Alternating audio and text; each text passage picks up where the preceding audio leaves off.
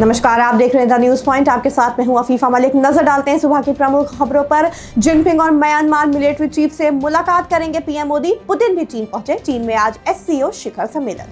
चीन के तियानजिन में आज से शुरू हो रहे 2 दिवसीय एससीओ सम्मेलन पर दुनिया की नजर टिकी है। एससीओ मंच पर पीएम नरेंद्र मोदी, चीन के राष्ट्रपति और रूस के राष्ट्रपति पुतिन एक साथ नजर आएंगे। डोनाल्ड ट्रंप की टैरिफ नीतियों के कारण भारत और अमेरिका संबंधों में अचानक आई गिरावट को देखते हुए पीएम मोदी की चीन यात्रा और भी महत्वपूर्ण हो गई है। पीएम मोदी के चीन दौरे के बीच ट्रंप ने रद्द किया भारत दौरा। क्वाड सम्मेलन में नहीं लेंगे हिस्सा, रिपोर्ट्स में दावा। अमेरिका के राष्ट्रपति डोनाल्ड ट्रंप की इस साल के आखिर में क्वाड शिखर सम्मेलन के लिए भारत आने की अब कोई योजना नहीं है।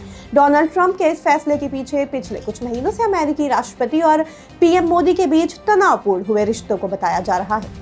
अमित शाह आज जम्मू में भूस्खलन प्रभावित इलाकों का जायजा लेंगे। केंद्रीय गृह मंत्री अमित शाह आज जम्मू कश्मीर के 2 दिवसीय दौरे पर रहेंगे, जहां वो बाढ़ और भूस्खलन से हुए नुकसान का जायजा लेंगे। वो उपराज्यपाल, प्रशासन, सेना और सुरक्षा बलों के अधिकारियों के साथ बैठक कर राहत और पुनर्वास कार्यों की समीक्षा भी करेंगे। जम्मू संभाग में बाढ़ से हुए जनमाल के नुकसान और घायलों के उपचार के बारे में जानकारी भी देंगे अमित शाह। दिल्ली में नंदू गैंग के बदमाशों का एनकाउंटर, 2 शूटर के पैर में गोली लगी। दिल्ली के जाफरपुर काला इलाके में दिल्ली पुलिस की स्पेशल सेल ने नंदू गैंग के 2 शार्प शूटर को मुठभेड़ के दौरान गिरफ्तार कर लिया।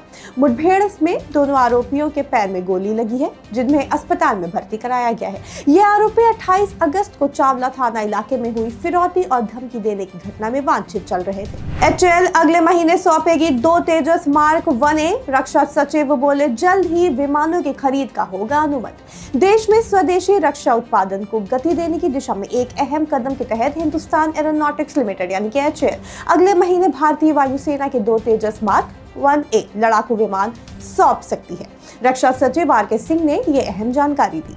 यमन के सना में इजराइल की एयर स्ट्राइक, हूती प्रधानमंत्री अहमद अल रहावी की मौत। यमन की राजधानी सना में हूती नियंत्रित सरकार के प्रधानमंत्री अहमद अल रहावी की इजरायली हवाई हमले में मौत हो गई है। हूती ने एक बयान में कहा कि अल रहावी हमले में कई अन्य मंत्रियों के साथ मारे गए। समूह ने बताया कि यह हमला उस समय हुआ जब अधिकारी पिछले 1 साल में सरकार के प्रदर्शन की समीक्षा के लिए वर्कशॉप में भाग ले रहे थे। मीडिया रिपोर्ट्स के मुताबिक हमले के वक्त हूती रक्षा मंत्री मोहम्मद अल अती और सैन्य प्रमुख मोहम्मद अब्द अल करीम अल घमारी भी रहावी के साथ वर्कशॉप में मौजूद थे। इन दोनों के भी मारे जाने की आशंका जताई जा रही है। हालांकि हूती ने अभी तक इन दोनों की मौत की पुष्टि नहीं की।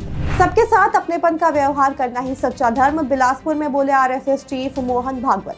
छत्तीसगढ़ के बिलासपुर में आयोजित लोक हितकारी काशीनाथ स्मारिका विमोचन समारोह में सभा को संबोधित करते हुए मोहन भागवत ने कहा कि आरएसएस की ताकत उन स्वयं सेवकों में निहित है जिन्होंने चुनौतियों के बावजूद संगठन का विस्तार किया है। उत्तराखंड के कई इलाकों में भारी बारिश, चमोली में जोशीमठ मलारी हाईवे पर बाढ़ में बहाव।